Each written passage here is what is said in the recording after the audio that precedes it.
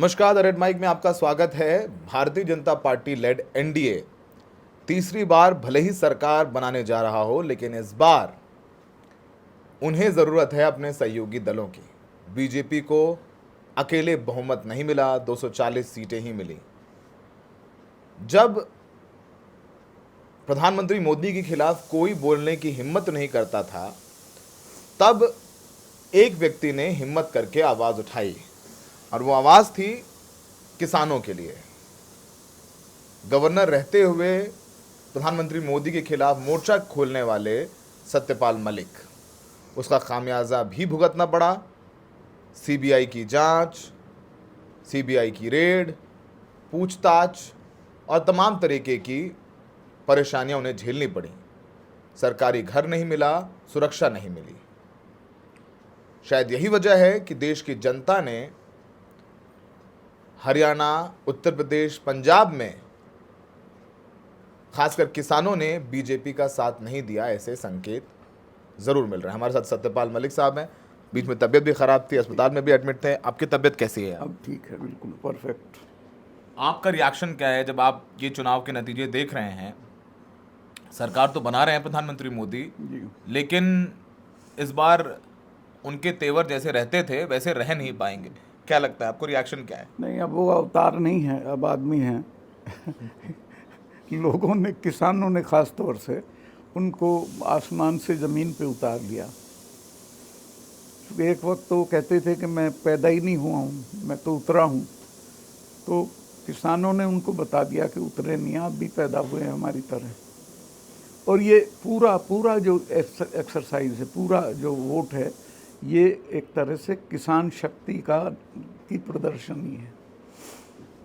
किसान शक्ति का प्रदर्शन है। पंजाब में बीजेपी को एक भी सीट नहीं मिली, हरियाणा में 5 सीटें बीजेपी को, 5 सीटें कांग्रेस को। उत्तर प्रदेश में बहुत बड़ा उलटफेर हुआ है। उलटफेर इसलिए कह रहा हूँ, किसी ने, यहाँ तक कि विपक्षी दलों ने भी इतनी उम्मीद नहीं की थी उनको इतनी सीट मिल जाएगी। और राजस्थान में जो पूरी किसानों की बेल्ट है, ऊपर से लेके नीचे तक, उस सब में इनका सफाया हो गया। राजस्थान में भी इनकी सीटें कम हुई, लेकिन फिर भी सरकार बना ली इन्होंने। देखिए, सरकार बनाना एक अलग बात है, वो भी किस शर्त पे बनाई। 2 पार्टनर ऐसे हैं जो अपनी शर्तों पे काम करवाएंगे इनसे, तो इनकी तो चमक ख़त्म हो गई। जो ये कहते थे मैं ये हूँ, मैं वो हूँ, और अपने को इंसान से बहुत ऊपर समझते थे, वो तो ख़त्म हो गई। और लोगों ने भी कोई ये नहीं कि सरकार हटाने या बनवाने के लिए, इनका घमंड तोड़ने के लिए वोट किया।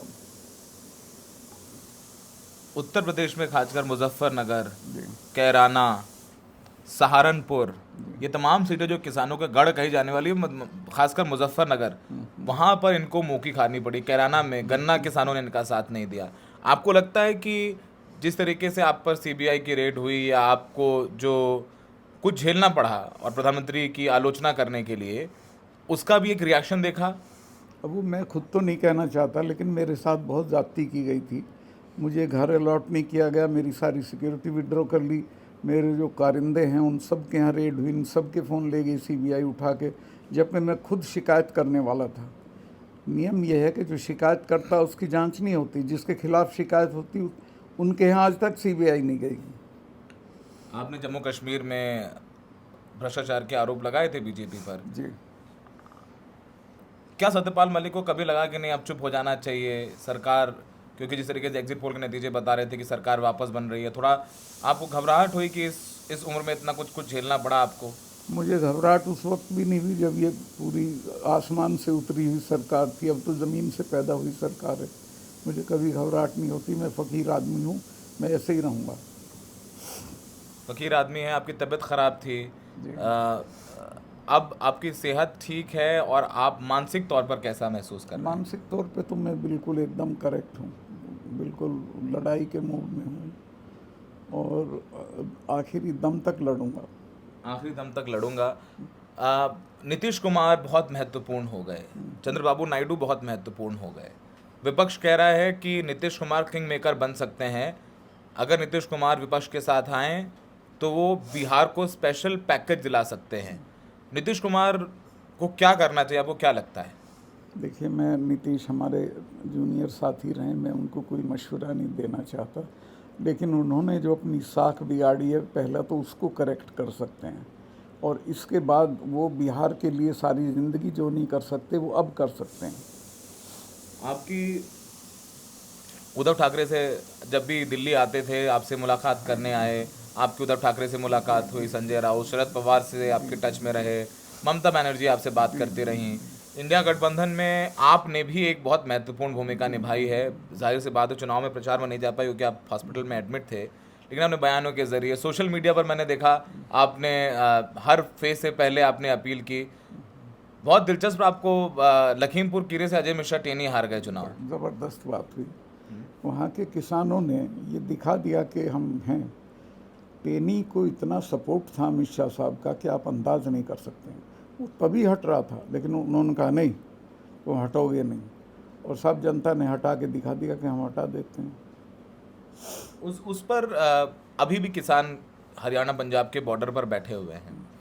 बीजेपी ने पंजाब में बड़ी मेहनत करी, रवनीत सिंह बिट्टू को कांग्रेस से तोड़कर टिकट दे दिया, अमरिंदर सिंह की पत्नी प्रणीत कौर को बहुत कोशिश की, पर्चे लगा दिए जो राम को लाए थे हम उनको लाएंगे। अरे दिलचस्प बात यह है कि अयोध्या के आसपास की सब सीटें ये हार गए।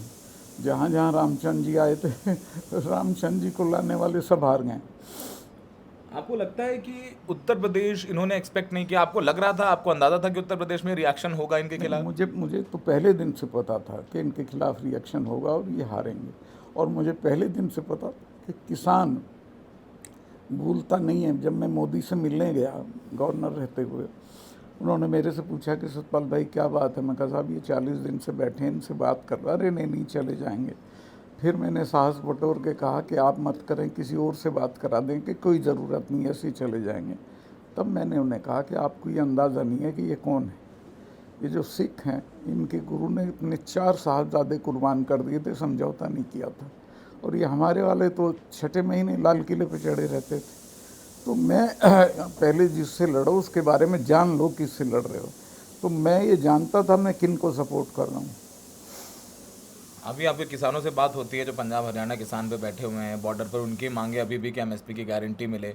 आपको लगता है कि तीनों कृषि कानून रद्द हुए, अब ये जो कोalition की सरकार चलेगी एनडीए की, जो फिलहाल ऐसा लग रहा है, उसमें प्रधानमंत्री मोदी को थोड़ा झुक करके चलना पड़ेगा? बिल्कुल, और शर्त यह है कि ये नीतीश वगैरह कुछ करें। नीतीश वगैरह कुछ कर, चंद्रबाबू नायडू की पॉलिटिक्स को बहुत पहले से आप देखते आ रहे हैं। उनकी पॉलिटिक्स पे, क्योंकि 2019 में ये चंद्रबाबू नायडू थे जो प्रधानमंत्री मोदी के खिलाफ मोर्चा खोले हुए थे, सारे विपक्षी दलों को इकट्ठा कर रहे थे, और आज वो चंद्रबाबू नायडू बीजेपी के साथ हैं। वहीं नीतीश कुमार इंडिया गठबंधन के सूत्रधार बन गए थे, अब वो बीजेपी के साथ हैं। तो आपको लगता है कि ये दोनों नेता ये 5 साल प्रधानमंत्री मोदी को चेक में रख पाएंगे? नहीं, ये इनका बिगड़ जाएगा बीच में ही मोदी के साथ। लेकिन दूसरी बात है, मैं इन पे निर्भर ही नहीं हूँ, मैं निर्भर हूँ किसानों के एटीट्यूड पे। किसान अभी भी नाराज़ हैं, फिर आंदोलन होगा, ज़बरदस्त होगा, विरोध होगा, और उसमें या तो ये ख़त्म हो जाएंगे या ये अपनी बात मनवा लेंगे। आपने कहा था कि आखिरी चुनाव है और बीजेपी आई वापस, तो ये दोबारा चुनाव नहीं होने देंगे। तो बीजेपी अकेले तो नहीं आ रही, लेकिन सहयोगी दलों के साथ आ रही है। आपको लगता है कि अगली बार चुनाव नहीं होने देंगे? नहीं, वो अब इनके बस में नहीं है। अगर ये एब्सोल्यूट मेजोरिटी में आते तो मोदी ये कहते कि अब चुनाव की क्या ज़रूरत है, हर बार तो मुझे ही चुनते हैं लोग। तो अब वो बात नहीं है। अब भी यही नहीं कह सकते कि मुझे ही चुनते हैं, इनको तो चुना नहीं है। आखिरी सवाल आपसे, आप अब अपने आप को किस भूमिका में देखते हैं? जाहिर सी बात, जैसे आपने कहा कि मरते दम तक लड़ते रहेंगे। अब आगे मुझे पता है आपसे खड़गे जी भी बात करते हैं, आपसे ममता जी भी बात करती हैं। अगर विपक्ष के नेता आपके पास आते हैं और कहते हैं कि आप नीतीश जी से बात करें या चंद्रबाबू नायडू से बात करें या एक भूमिका निभाएं, तो उसके लिए आप तैयार हैं? नहीं, वो तो मैं बिना कहे तैयार हूँ। मेरी एक भूमिका है, मैं उसको जानता हूँ और मैं उसको निभाऊंगा। अखिलेश यादव को 37 सीटें, समाजवादी पार्टी को 37 सीटें मिले, अब तक का सबसे बड़ा ज़बरदस्त परफॉर्मेंस रहा है उनका। कई मंत्री, संजीव बालियान हारे, अजय मिश्रा टेनी हारे, कौशल किशोर हारे। अखिलेश यादव का भी हम देख रहे हैं कि एक रिवाइवल जैसा है उत्तर प्रदेश में। मैं अखिलेश यादव को शाबाशी और बधाई देना चाहता हूँ।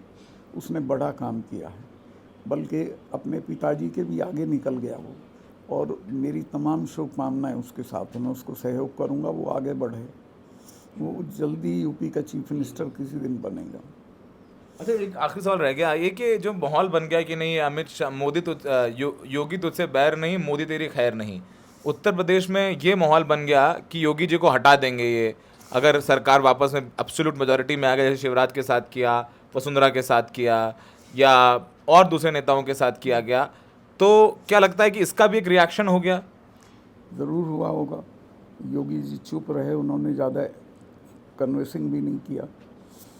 रिएक्शन लगता है। तो मलिक साहब को सुना, और आज इसलिए मलिक साहब के पास आए हम बहुत महीनों बाद, कि सत्यपाल मलिक उन नेताओं में हैं जिन्होंने पद पर रहते हुए, सरकार में गवर्नर रहते हुए किसानों के लिए आवाज़ उठाई थी, और यही वजह है शायद कि पंजाब में, हरियाणा में, उत्तर प्रदेश में बीजेपी पिछड़ गई, और राजस्थान में, महाराष्ट्र में, तो ये सब किसानी वाले राज्य हैं जहां पर बीजेपी को अच्छा खासा नुकसान हुआ है। अब देखना होगा आगे सरकार कैसे चलती है, लेकिन मलिक साहब की आवाज़ आप लोगों को आज तो कम से कम सुनवानी बहुत ज़रूरी थी। सहयोगी शायान के साथ Saurabh Shukla, the Red mic.